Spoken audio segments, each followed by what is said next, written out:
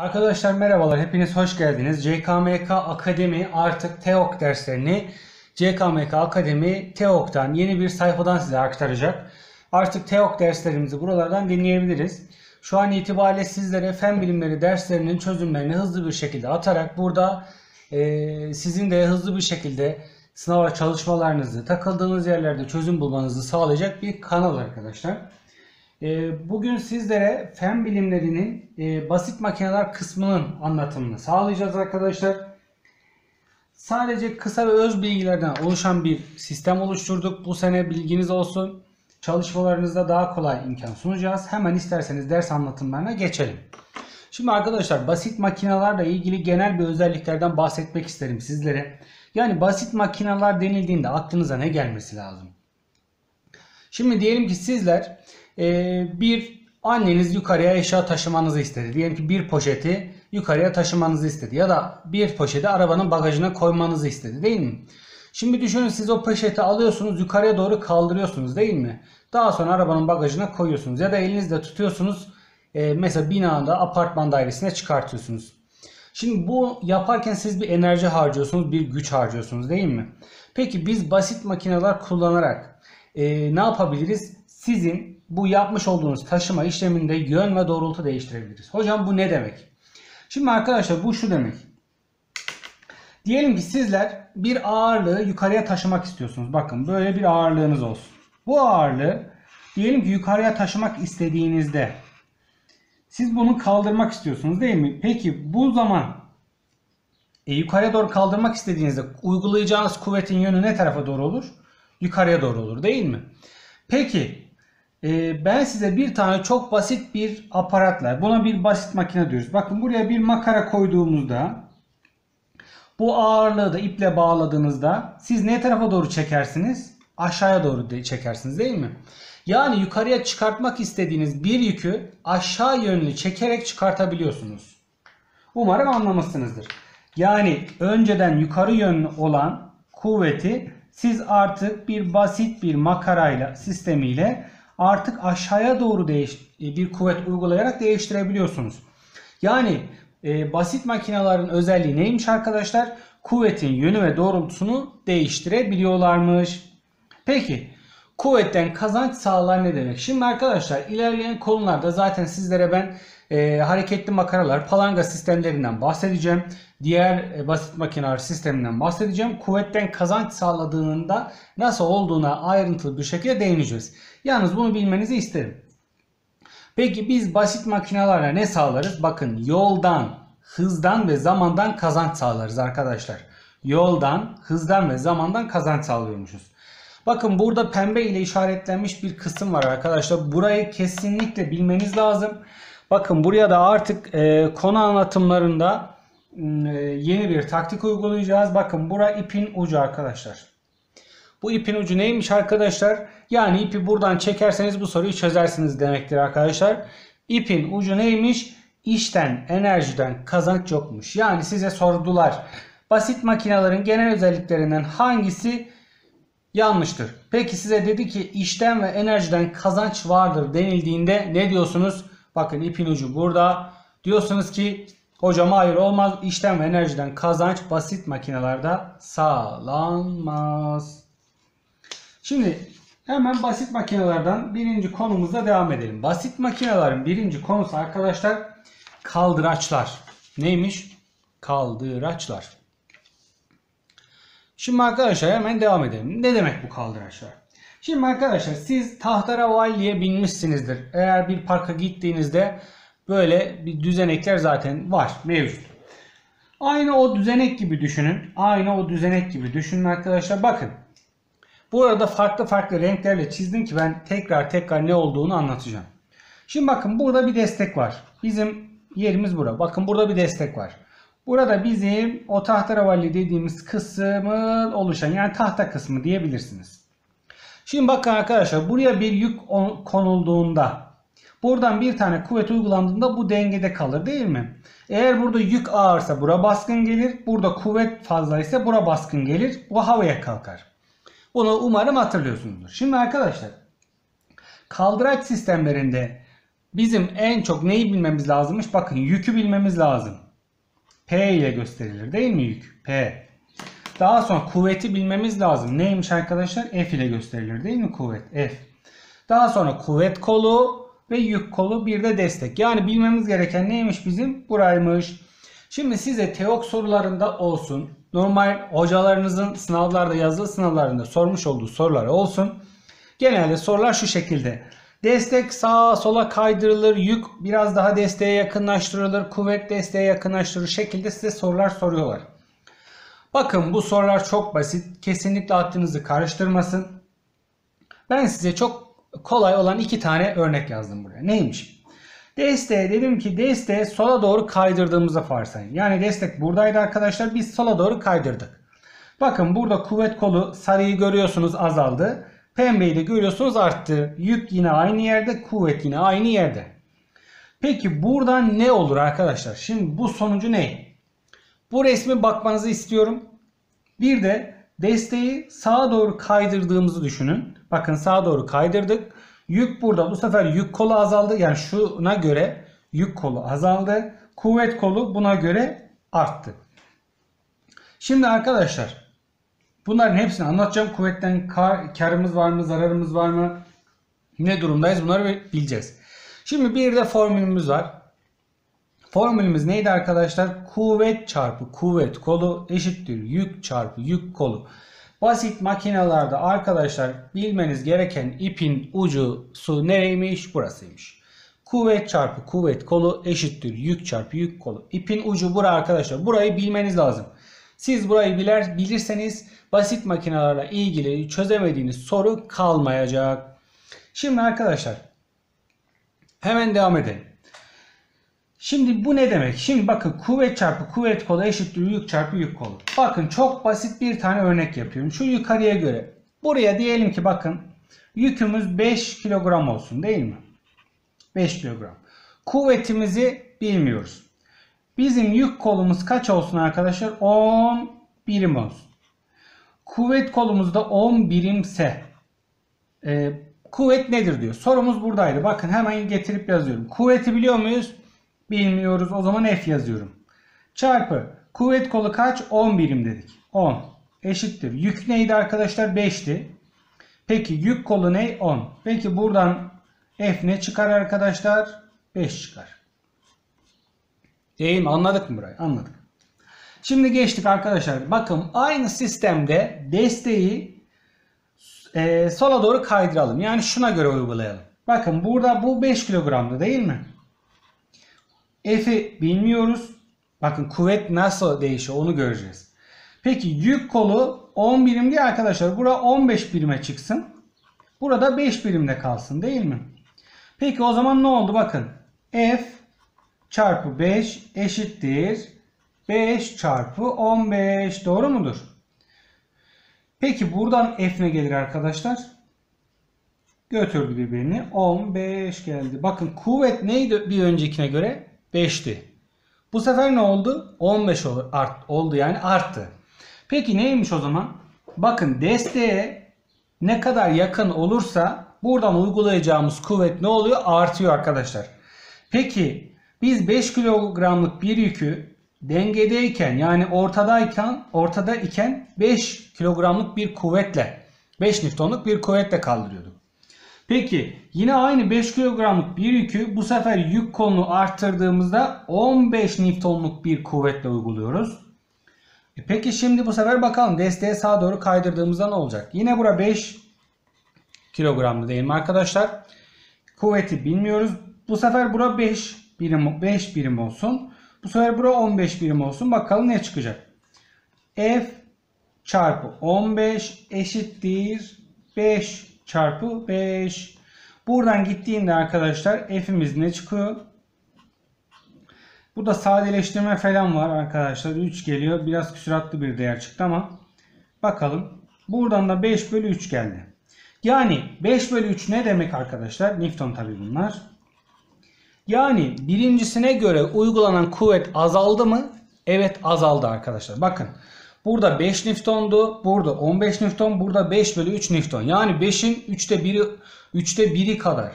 Düzeltiyorum. 5 bölü 3 kadar bir azalma var arkadaşlar. Yani burada elde edilen kuvvet en baştakine göre daha azaldı. O zaman neymiş arkadaşlar? Desteği biz yüke daha yakın tutarsak kuvvet o kadar azalır.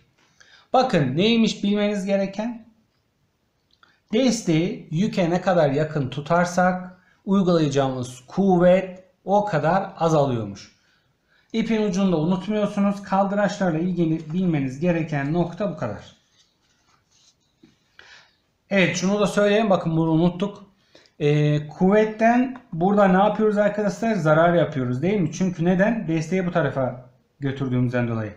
Peki bu şekilde de kuvvetten kazanç sağlıyormuşuz arkadaşlar. Bunu bilmeniz lazım. Şimdi ikinci kısma geçiyoruz arkadaşlar. Bu da basit makinelerden makara sistemlerinden bahsedeceğim. Sizlere aslında çok basit bir konu, yalnız çok da karıştırılan bir konu. Genellikle sınavlarda çıkıyor ve sınavlarda çoğunlukla arkadaşlarımız çok basit hatalardan dolayı yapamıyor. Basit makineler arkadaşlar, makara sistemlerinden bahsedeceğim sizlere. Şimdi bakın burada bir makara sistemleri var. Burada hem hareketli hem de sabit makaralardan bahsedeceğim. İpin ucundan bahsedeceğim. Daha sonra bilmeniz gereken noktaları zaten bilinecek şeklinde ayırt ettiğim. Şimdi arkadaşlar ne yapıyoruz? Hemen başlıyoruz konumuza. Şimdi kuvvetten kazanç sağlamadan kuvvetin yönünü değiştiren sistemlere biz sabit makaralar diyoruz. Sabit makara kim? Bakın makarayı, bu kırmızıda gösterdiğimiz yer makara. Makarayı eğer tavana asarsanız, etrafından da bir ip geçirirseniz biz bu sisteme sabit makara diyoruz. Bu sabit makaralar ne yaparmış? İş yapma kolaylığı sağlarlarmış. İş yapma kolaylığı sağlarlarmış. Bir de aynı zamanda kuvvetten kazanç yokmuş arkadaşlar. Hocam kuvvetten kazanç niye yok? Bakın şimdi niye yok. Buradan bir makara etrafından ip geçirdik. Buradan bir P yükünü kaldırıyoruz arkadaşlar. P yükünü kaldırıyoruz. Daha sonra burada F kuvvetleri var değil mi? F kuvvetleri, F kuvvetleri, F. Yani buradan uygulanan hepsi F kuvveti. Yani bu şu demek değil arkadaşlar. Buradan işte 6 tane 7 tane ip geçmiş falan diye düşünmeyin. Yani şuradan da gelen ip bu şekilde de çekilse F. Ya da bu şekilde de çekilse F. Bakın hepsini farklı farklı kalemlerle çiziyorum ki bunları karıştırmayın diye. Buradan da çekilse F. Geçtim. Buradan da çekilse F. Yani bu tarafa da çekilse F. Bakın bu tarafa da çekilse F. Farklı kalem olsun diye hep rengarenk çiziyorum.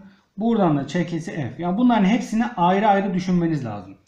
Ben yeşil olanla devam ediyorum. Yani bu sistem nasıl oldu arkadaşlar?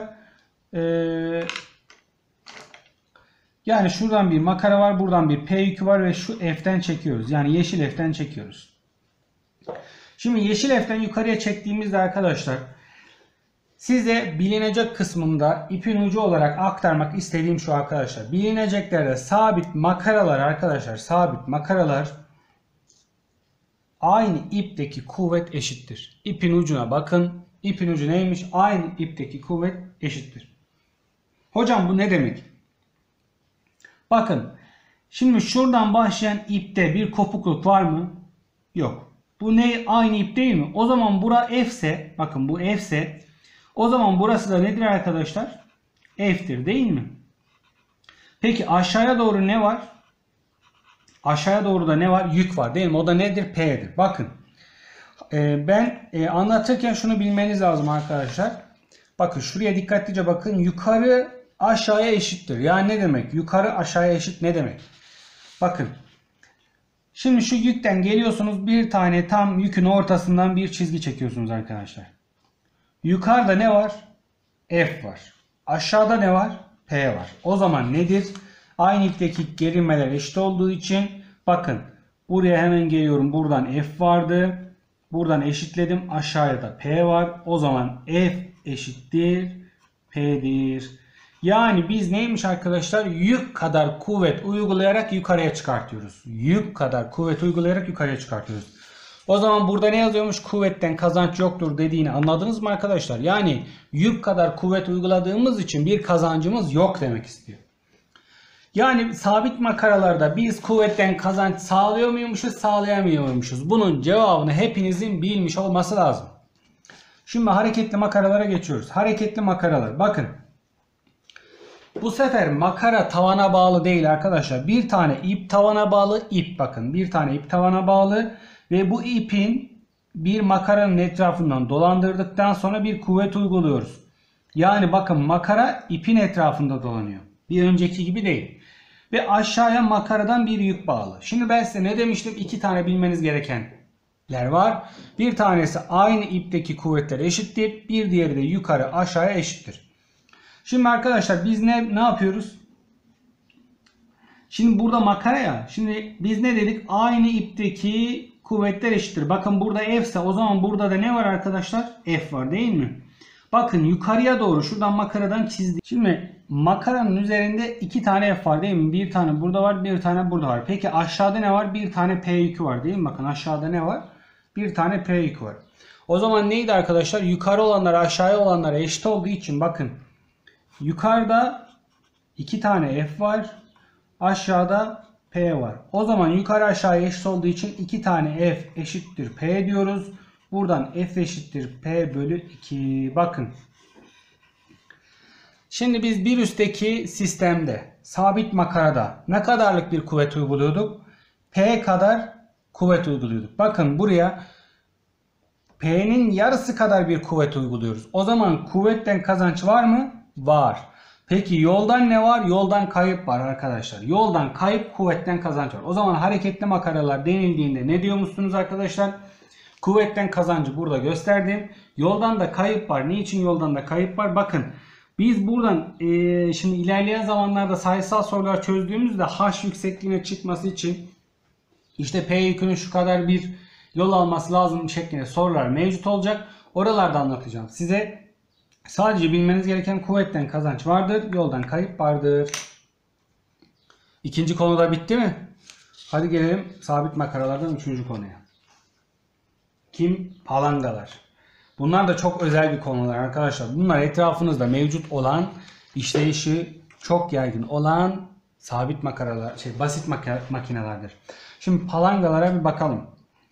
Şimdi ben size biraz önce ne anlattım? Bakın bilinecek kısımlarında hemen ipin ucunu getirip buraya koyuyorum. Bakın ipin ucunu hemen tutmanız lazım. İpin ucunu tuttunuz mu? Evet tuttunuz. Bakın neymiş ipin ucu? Aynı ipteki kuvvetler eşit. Yukarı aşağıya eşit. Bu kadar. Peki gelelim. Şimdi bir palanga sisteminden bahsedelim arkadaşlar. Bakın iki çeşit burada palanga sistemi çizdim. İkisi de farklı. Şimdi bakın burada bir P yükü var. Burada bir P yükü var. Bir tane makaraya bağlı. Bir tane makaraya bağlı. Bu da bir küçük makaraya bağlı. Fakat buranın küçük makarası yukarıdan bağlı. Bununki aşağıdan bağlı. Bakın en son çekilen kuvvetleri kontrol ediyorum. Bu ne tarafa doğru çekiyor? Aşağı. Peki bu F kuvveti nereye doğru çekiyor? Yukarı. Bakın ikisi arasındaki farkı gördünüz mü? En son kuvvet aşağı yönlü.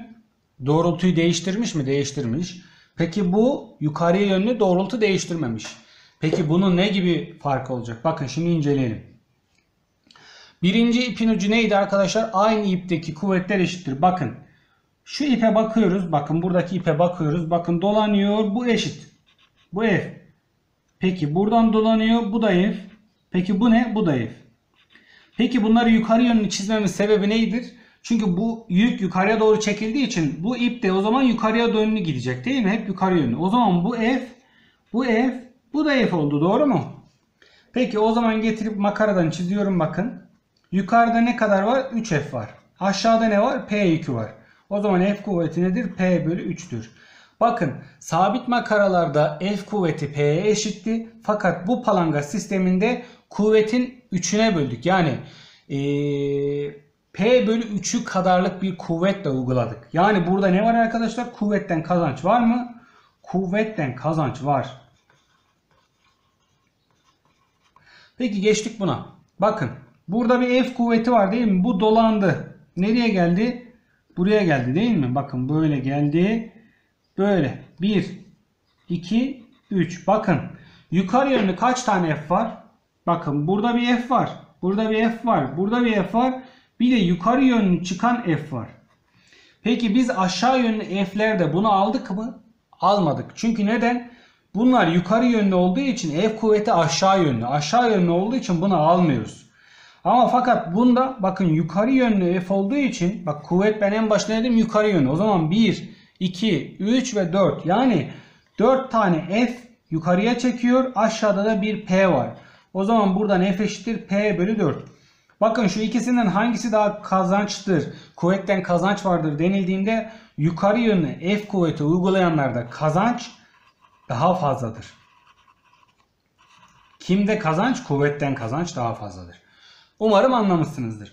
Peki bu gibi sorularda soru çözümlerini ben hızlı bir şekilde size aktardım nasıl olacağına dair. Tabi buradan biz makarayla çiziyoruz aşağı yönlü yukarı yönlü eşit olduğu için. İlk olarak aynı ipi bulmanız lazım. Aynı ipi buluyorsunuz. Sonra yönlerini belirliyorsunuz yukarı aşağı. Aynı yönde olanları sayıyorsunuz. Bakın 1, 2, 3, 4. Daha sonra yüke eşitliyorsunuz. Şimdi arkadaşlar burada da ekstradan bir bilgi verdim. İp ne kadar çoksa kuvvet kazancı o kadar fazladır. Bakın 1, 2, 3, 4 tane ip var ya. Burada 1, 2, 3 tane var. Bir tanesi aşağı yönlü saymıyoruz. O zaman burada 3 tane var. Burada 4 tane olduğu için arkadaşlar diyor ki ip ne kadar çoksa kuvvetten kazanç o kadar fazladır. Palanga sisteminde umarım anlamışsınızdır. Şu an itibariyle arkadaşlar sadece sizlere palanga derslerini anlattım. Bir sonraki videoda kalan dersleri anlatacağım. Çünkü çok uzun ders anlatımını yapmak istemedim. Bir sonraki ders sizinle görüşmek dileğiyle. Aklınıza takılan sorular olursa muhakkak bizlere yorum yapmayı unutmayın video altına. Kanalımıza da abone olmayı unutmayın. Kendinize çok iyi bakın.